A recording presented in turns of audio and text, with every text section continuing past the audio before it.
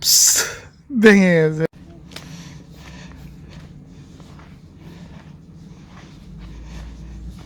না পাপা, এদিকে দেখো, কোথায় তুমি?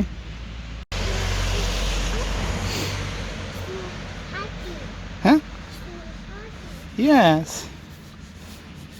মানব কি করে? এদিকে একটু তাকাও, আমরা একটু দেখি তোমাকে।